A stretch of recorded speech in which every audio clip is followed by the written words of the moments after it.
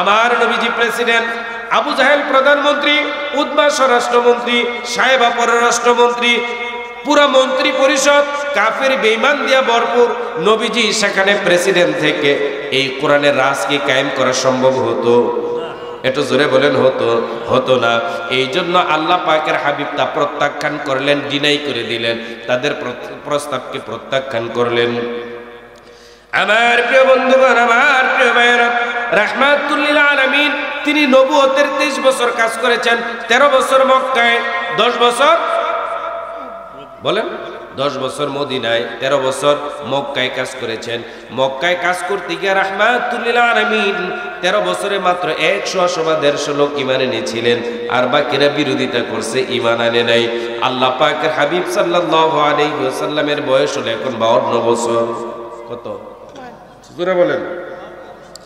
নবীজির বয়স এখন 52 বছর। রাহমাতুল লিল আলামিন নবীজি আমার বয়স হলো 52 বছর। নবুয়তের এক যুগ পার হয়ে গেল। 8 বছর বয়সে যে চাচা তাকে তুলে নিয়ে এসেছিলেন, আজকে ওই চাচা ইন্তেকাল করছেন। 44টা বছর যে বাতিজারে দেখে দেখে রাখছেন, চোখে চোখে রাখছেন, শেল্টার দিছেন, চোখে চোখে রাখছেন, নিজে না খাইয়া বাতিজারে খাওয়াইছেন, নিজের সন্তানরে কোলে না নিয়ে বাতিজারে নিছেন। সুবহানাল্লাহ।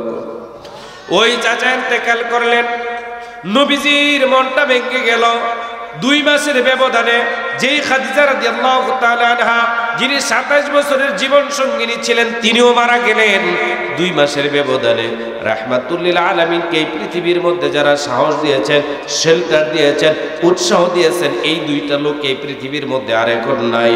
নবীজির এখন বিপদ, নবীজি এখন অনেকটা বিপদের মধ্যে পড়ে গেছেন। তার মনটা এরকম ভাবে ছোট হয়ে গেছে, ভেঙে গেছে। নবীজির এই অবস্থা দেখে আল্লাহ পাক রব্বুল আলামিন আল্লাহ পাকের হাবিব সাল্লাল্লাহু আলাইহি ওয়াসাল্লামকে আপন কুদরতের মাধ্যমে আল্লাহ পাক তার হাবিবকে তার কাছে নিয়ে গেলেন। তার মানে মেরাজ করালেন। কি করাইছেন? একটু জোরে কোন না, কি করাইছেন? মেরাজ করাইছেন। নবীজির বয়স এখন কত? জোরে কোন না, 52 বছর। নবীজিকে আল্লাহ পাকের হাবিব আল্লাহ পাক রব্বুল আলামিন মেরাজ করালেন। নবীজি মেরাজ থেকে আসার সময় নবীজিকে 5 ওয়াক্ত নামাজ দিয়েছেন। এগুলো তো আপনাদের সব জানা। 5 ওয়াক্ত নামাজ প্রতিদিন প্রত্যেকটা মুমিন মুসলমান নর এবং নারী সকলের উপর 5 ওয়াক্ত নামাজ ফরজ।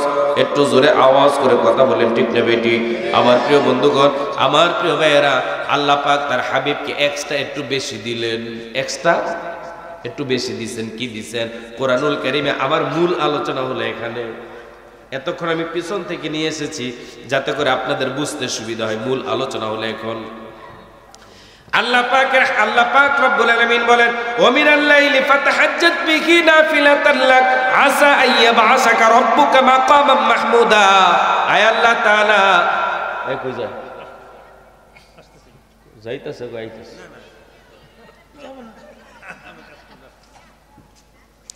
আল্লাহ পাক রব্বুল আলামিন বলেন, নবী গো, ও নবী, আপনি যেহেতু নবী, এই জন্য আপনাকে তাহাজ্জুদের নামাজ পড়া লাগবে।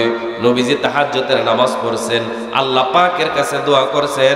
আমার প্রিয় বন্ধুগণ, তাহাজ্জুদের নামাজ ছাড়া এই পৃথিবীর মধ্যে কেউ ওলি হতে পারে নাই। একটু জোরে কথা বলেন, ঠিক না বেঠি? আমার প্রিয় বন্ধু, আমার প্রিয় ভাইয়েরা, আপনার মনের মধ্যে অনেক কষ্ট, কাউকে বলা দরকার নেই। তাহাজ্জুদের নামাজ পড়েন, আল্লাহর কাছে বলেন, তিনি কষ্ট দূর করে দিবেন। আপনার শরীরের মধ্যে অনেক রোগ বাসা বেঁধেছে, হাজারো লক্ষ টাকা খরচ করেছেন, ভালো হয় না। আপনি তাহাজ্জুদের নামাজ পড়ে আল্লাহর কাছে বলেন, আল্লাহ পাক আপনাকে রোগ থেকে মুক্তি করে দিবেন। আপনি এরকম ভাবে অনেক পেরেশানির মধ্যে আছেন, কারো কাছে যদি বলেন আরো আপনারা জাতাদা নিচে নামায়। কথা কন, ঠিক না বেঠিক? কারো কাছে বলার দরকার নাই। তাহাজ্জুদের নামাজ পড়েন, আল্লাহর কাছে বলেন। এরকম ভাবে মেয়ে ভালো পাত্রস্থ করতে পারছেন না, ভালো পাত্র পাচ্ছেন না, আপনি তাহাজ্জুদের নামাজ পড়েন।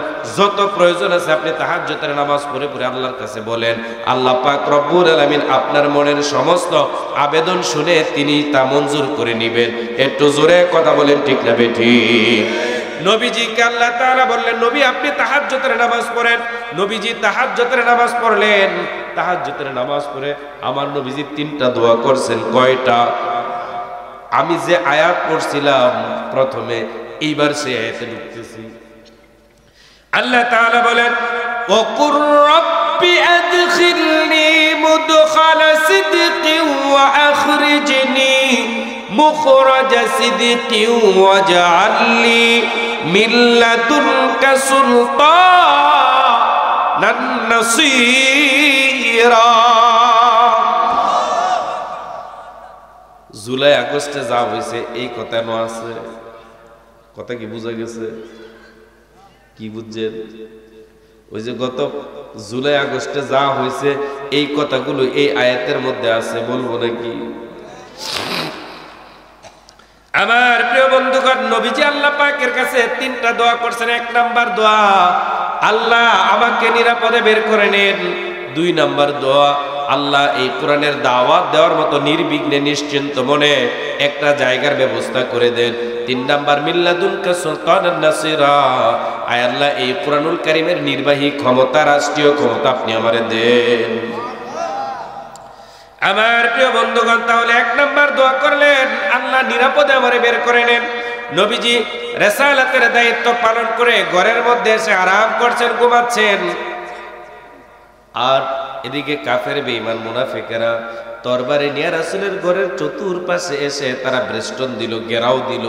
ওই সময় কি হেলিকপ্টার ছিল নাকি যে রাসূল হেলিকপ্টার ওইটা ফলাইব?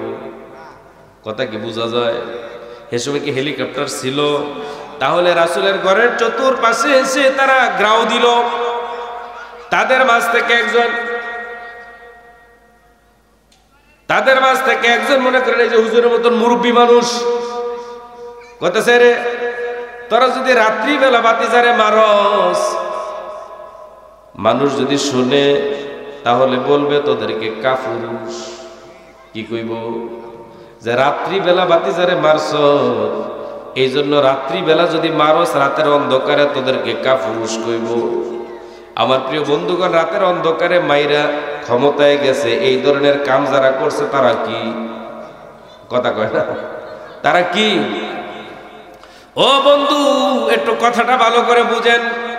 আবু জাহেল কয় তাই নাকি? কয় হ্যাঁ বেটা রাখ, আগে সকাল হোক তারপরে যা হয় করব। সকাল হয়ে গেল, সূর্য উঠে গেল, হাতের মধ্যে তরবারি, সকালের সূর্যের আলোতে তরবারিগুলো চিকচিক করতেছে। বন্ধুগণ, এবার পরিকল্পনা করতেছে কে আগে কোন দিক থেকে হামলা করব। কথা কি বোঝা যায়? কোন দিক থেকে কে আগে হামলা করব, কে নেতৃত্ব দিব? আল্লাহ পাক রব্বুল আলামিন তৎক্ষণাৎ হযরত জিবরাইল আলাইহিস সালাতু ওয়াস সালামকে পাঠালেন। জিবরাইল আমিন নবীজির কাছে এসে বললেন, ইয়া রাসূলুল্লাহ, গত রাত্র থেকে আপনাকে হত্যার জন্য এই পরিকল্পনা হচ্ছে। নবীজি আপনাকে আল্লাহ তাআলা এখান থেকে বের হয়ে যাওয়ার জন্য নির্দেশ প্রদান করেছেন। এবার নবীজি এক মুষ্টি বালু হাতের মধ্যে নিলেন, শাহাবাতুল উজুহ পরে ফু দিয়া নবীজি একদিকে নিক্ষেপ করে দিলেন বালু। নবীজি নিক্ষেপ করছেন কয় দিকে? আর চতুর্পাশের কাফের বেঈমানদের চোখের মধ্যে বালুগুলো আল্লাহ পাকের কুদরত ঢুকায় দিছে। এরপরে সুবহানাল্লাহ কইতেন না? আমার প্রিয় ভাইয়েরা, আমাদের দেশের বালুগুলো হলো চিকন। যারা আরবে গিয়েছেন, মক্কায় গিয়েছেন, ওই দেশের বালু কিন্তু আরো মোটা, ধারালো। চোখের মধ্যে যদি আপনাদের বালু যায়, আপনারা কি করবেন? কি করবেন? ডইলা ডইলা পরিষ্কার করবেন। কথা বলেন ঠিক না বেঠিক? আমার প্রিয় বন্ধুগণ, এবার কাফের বেঈমানেরা তাদের হাতের তরবারি বালুর মধ্যে গেড়ে রেখে 2 হাতে ডইলা এরকম ভাবে চোখ পরিষ্কার করে, আর নবীজি এদিক দিয়ে তাদের সামনে দিয়ে বের হয়ে যায়। আরো জোরে, আরো জোরে। তাহলে 1 নাম্বার দোয়া কবুল হয়েছে নি? নবীজি 1 নাম্বার দোয়া করছেন, আল্লাহ নিরাপদে বের করে নেন। 1 নাম্বার দোয়া কবুল হয়েছে না হয় নাই? 2 নাম্বার দোয়া করলেন, আয় আল্লাহ তাআলা, এই কুরআনুল কারীমের দাওয়াত নির্বিঘ্নে নিরাপদে মানুষের কাছে পৌঁছাবার ব্যবস্থা আপনি করে দেন। আল্লাহ পাক তার হাবিবকে মক্কা থেকে হিজরত করায়া মদিনায় নিলেন, এই কোরআনের দাওয়াত নির্বিঘ্নে নিরাপদে মানুষের কর্ণকুহরে পৌঁছে দেওয়ার ব্যবস্থা করে দিলেন। দোয়া কবুল কয়টা? জোরে বলেন কয়টা? 3 নাম্বার দোয়া করলেন, আয় আল্লাহ তাআলা, মিল্লাদুনকা সুলতানান নাসীরা, আয় আল্লাহ তাআলা, আপনি আমাকে কোরআনের নির্বাহী ক্ষমতা দেন, তার মানে রাষ্ট্রীয় ক্ষমতা দেন। আল্লাহ পাক রব্বুল আলামিন নবীকে মদিনার প্রেসিডেন্ট বানায় দিলেন। তিনি মসজিদে নববীকে বঙ্গভবন, গণভবন, সচিবালয় বানায়া এই কোরআনুল কারীমের রাষ্ট্রীয় ক্ষমতা, নির্বাহী ক্ষমতা তিনি চালু করে দিলেন। আরো জোরে বলেন না সুবহানাল্লাহ। আমার প্রিয় বন্ধুগণ, আমার প্রিয় ভাইয়েরা, নবীজি এতদিন মক্কায় কাজ করেছেন 13 বছরে 100 মাত্র, 13 বছরে 100। এবার নবীজি মক্কায় গিয়ে, মদিনায় গিয়া তিনি যখন কোরআনুল কারীমের নির্বাহী ক্ষমতা চালু করে দিলেন, এই কোরআনের দাওয়াত এবার বুড়ার কাছে যায়, যুবকের কাছে যায়, তরুণের কাছে যায়, কৃষক, তাঁতি, জোলা, মজুর যা আছে সবার কাছে কোরআনের দাওয়াত যায়।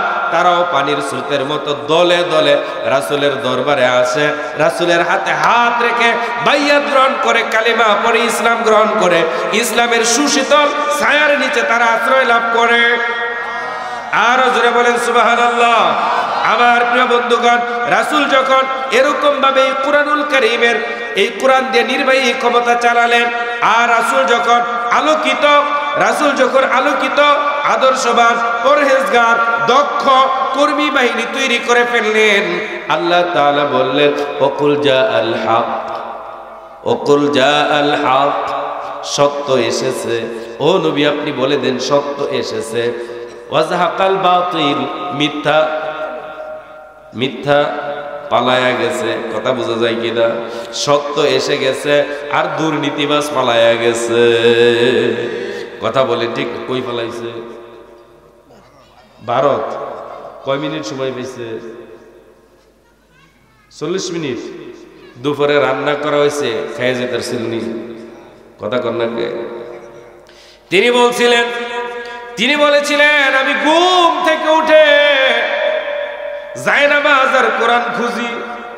কথা কন্যাকে ফুলাফান তার বাড়ির মধ্যে গেল, ঘরের মধ্যে গেল, একটা কোরআন শরীফ আর একটা জায়নামাজ দেখাইতে পারে নাই, বাকি সবই দেখাইছে।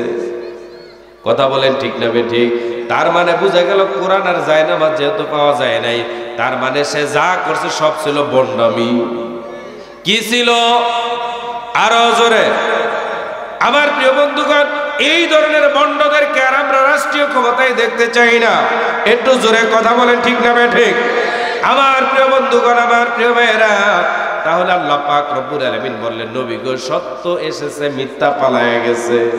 আমার প্রিয় বন্ধুগণ, যারা আয়না ঘর তৈরি করে সুরের বাংলাকে শ্মশান বাংলা বানাতে চেয়েছিল, আজকে তারা কোথায় আছে? না পালাইছে? জোরে কোন?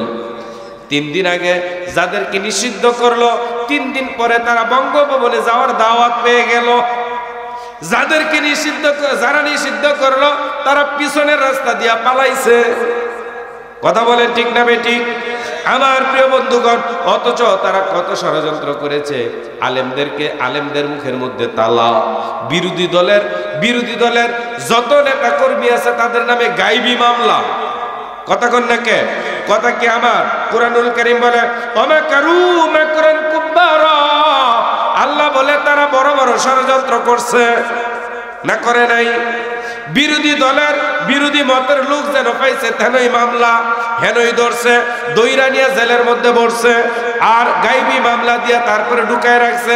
এক একজনের বিরুদ্ধে 400-500 পর্যন্ত মামলা। আবার কেউ কবরে গেছে, কবরে থেকে বোম ফুটায়। কথা কয় না?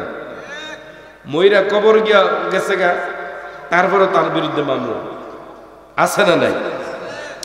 ও বন্ধু, আল্লাহ তাআলা কয় ইন্না বাতশা রাব্বিকা লাসাদীদ। আল্লাহ তাআলা বলেন আমি আল্লাহ পাক রব্বুল আলামিন যখন ধরি, শক্তভাবে ধরি, আল্লাহ তাআলা একটু ছেড়ে দেয় না। আল্লাহ তাআলা 2014 সালে মানুষদেরকে ধোঁকা দিয়া বোকা বানায় ক্ষমতায় গেল। 2018 সালে রাত্রিবেলা মাইরা তারপরে গেল। 2024 সালে একই কায়দায় যখন কাজ করলো, আল্লাহ তাআলা গাড়ের মধ্যে ধরলো। কথা কন না কে? এটা কি বিরোধী দলের আন্দোলন ছিল? কথা কন না কে? এটা কি বিরোধী রাজনৈতিক দলের আন্দোলন ছিল? এটা আল্লাহ পাক রব্বুল আলামিনের গায়বী মদদে এই কাজটা করাইছে।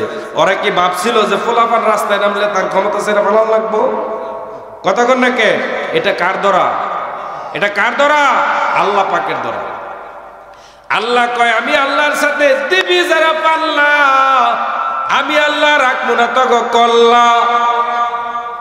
কথা কি বোঝা যায় আমার প্রিয় বন্ধুগণ? তাই তো আল্লাহ তাআলা বলেন ওয়া মাকারু ওয়া মাকারাল্লাহ, তারা ষড়যন্ত্র করে, আল্লাহ বলে আমি আল্লাহ তাআলা কৌশল নির্ধারণ করি। তারা কয় আল্লাহ কয় তারা ষড়যন্ত্র করে, আর আল্লাহ কি করে?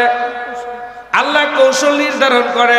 তারা বিরোধী দলের লোকদেরকে জেলের মধ্যে বইরা রাখছে, মামলা দিছে, আলেমদেরকে বড় বড় আলেমদেরকে মামলা দিয়ে জেলখানায় ভরছে, ইসলামী আন্দোলনের সিপাহ সালারদেরকে ফাঁসির মঞ্চে নিয়ে তারপরে শহীদ করছে। কথা বলেন ঠিক না বেঠিক?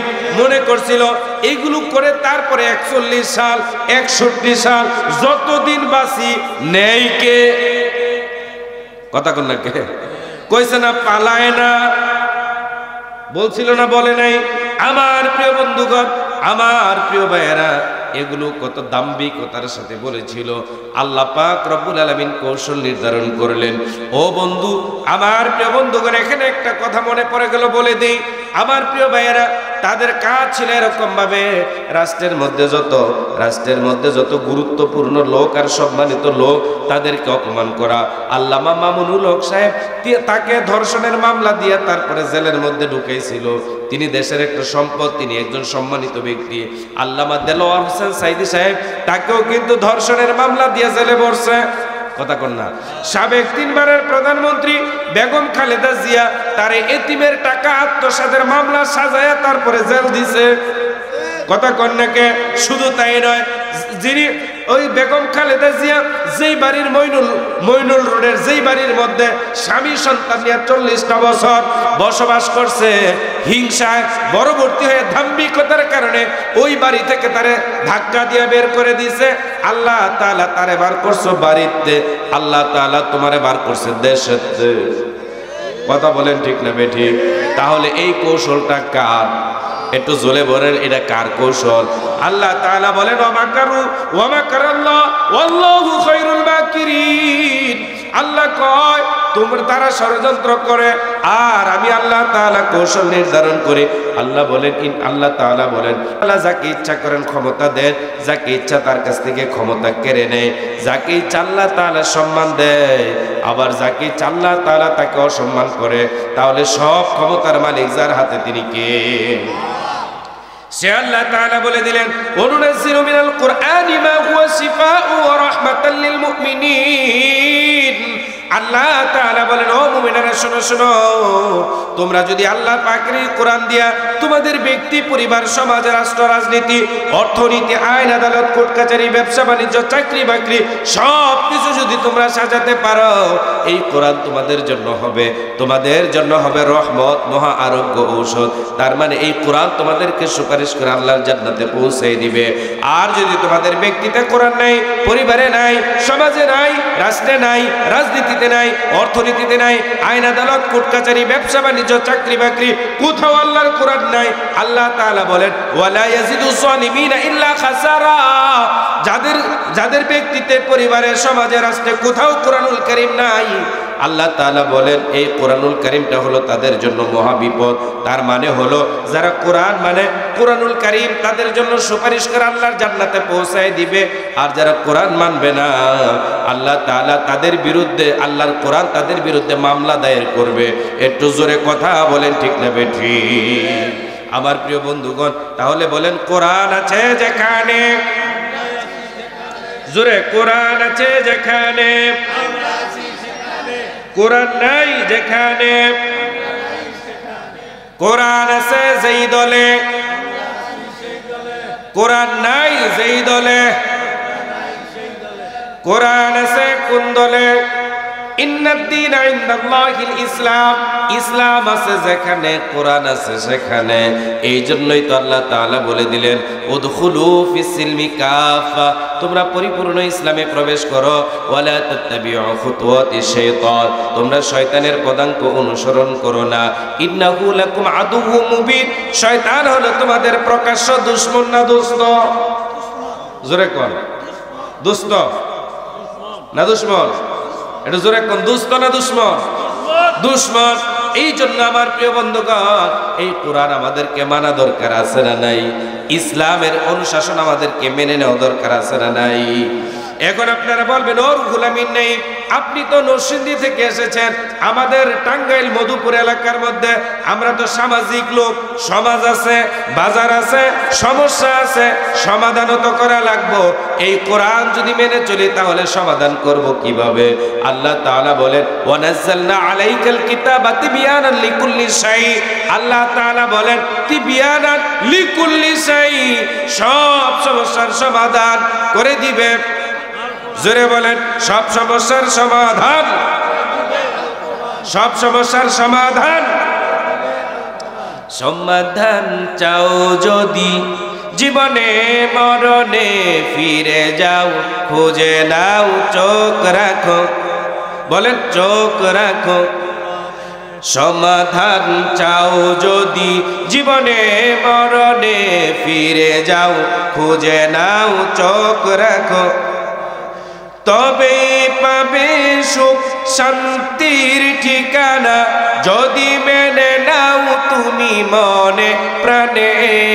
সমাধান, সমাধান চাও যদি জীবনে মরণে ফিরে যাও, খুঁজে নাও চোখ রাখো। আমাদের চোখ রাখতে হবে কোথায়? এই কোরআনকে যারা রাষ্ট্রীয় ক্ষমতায় নিতে চায়, এই কোরআন দিয়ে যারা সমাজ এবং রাষ্ট্র পরিচালনা করতে চায়, আমরা তাদের সাথে আছি। কথা বলেন ঠিক না ঠিক? অন্তত একটা বার দিয়ে দেখেন না, 5 বছরই তো, তাই না? 5 বছর পরে এমনিতেই যদি ঠিক মতো না চালাই তারে আর দিয়ে না, একবার দেওয়া দরকার আছে না অন্তত। আল্লাহ তাআলা যেন কবুল করেন, বলেন আমিন। আমার প্রিয় বন্ধুগণ, আমার প্রিয় ভাইয়েরা, তাহলে রাসূল নবুয়তের 13 বছর মক্কায় কাজ করলেন, 1 থেকে 150 লোক পাইলেন। মদিনায় কাজ করলেন কয় বছর? বলেন বলেন, 10 বছর। 10 বছর পরে রাহমাতুল লিল আলামিন এবার মক্কায় গেলেন। মক্কা বিজয়, আরব ভূখণ্ড পুরাটাই বিজয়। রাহমাতুল লিল আলামিন এবার তিনি বিদায়ী হজের ভাষণ, রাহমাতুল লিল আলামিন তিনি রাহমাতুল লিল আলামিন তিনি আরাফার ময়দানে, তার ইন্তেকালের মাত্র 81 দিন পূর্বে সূর্য ডুবু ডুবু অবস্থায় আল্লাহ পাক তার হাবিবকে জানাই দিলেন, আল-ইয়াউমা আকমালতু লাকুম দীনাকুম ওয়া আতমামতু আলাইকুম নি'মাতি ওয়া রাদিতু লাকুমুল ইসলাম দীনা। আল্লাহ রাব্বুল আলামিন জানাই দিলেন, নবী গো, ও নবী, আমি আল্লাহ পাকের পক্ষ থেকে যত নিয়ামত ছিল পূর্ণ করে দিলাম। ইসলামকে আমি আল্লাহ তাআলা একমাত্র আমি আল্লাহ পাকের পক্ষ থেকে পছন্দের মনোনীত ধর্ম হিসেবে দান করলাম। একটু জোরে বলেন না সুবহানাল্লাহ। তাহলে এই পৃথিবীর মধ্যে হাজারো লক্ষ যত দল আছে, কোন দল আল্লাহ পাকের কাছে নিবন্ধন পায় না। আল্লাহ পাকের কাছে নিবন্ধন পায় একটা দল, যেই দলের নাম হলো ইসলাম। কথা ঠিক না বেঠিক? প্রিয় বন্ধুগণ, নবীজি এবার বিদায়ী হজের ভাষণ দিবেন। কি ভাষণ? বিদায়ী হজের ভাষণ দিবেন। নবীজির সামনে এখন সোয়ালা, নবীজির সামনে কত? জোরে কন্যা কত? 100 লাখ। আগের 13 বছরে 100, পরের 10 বছরে কাজ করছেন, লক্ষ লক্ষ হয়ে গেছে। সুবহানাল্লাহ। সামনে 100 লাখ, পিছনে আছে না নাই?